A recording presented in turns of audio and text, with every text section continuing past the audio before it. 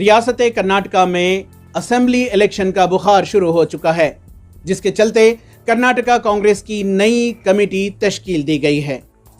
लेकिन इस कमेटी में नॉर्थ कर्नाटका के 4 अजला गुलबर्गा, बीदर, रायचूर और यादगीर के मुसलमानों के लिए जगह नहीं है, जिसकी वजह से नॉर्थ कर्नाटका के इन अजला में कांग्रेस से जुड़े मुस्लिम कायदीन सख्त नाराज हैं। इस सिलसिले में ईटीवी भारत ने कांग्रेस के सीनियर लीडर्स से इस्तफसार किया कि जो प्रॉमिस किया जा रहा है कि नॉर्थ कर्नाटका में भी कर्नाटका कांग्रेस में मुसलमानों को नुमाइंदगी दी जाएगी, कहीं ये जुमला तो नहीं। आइए देखते हैं कि कांग्रेस के सीनियर लीडरान का इस सिलसिले में क्या कहना है।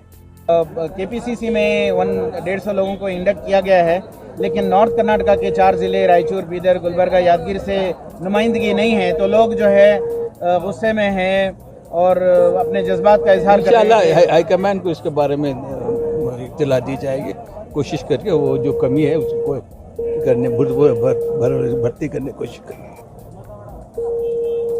तो क्या उम्मीद की जा सकती है? इंशाल्लाह होना है, उनको देना ही रिप्रेजेंटेशन जायज़ है उनका डिमांड का।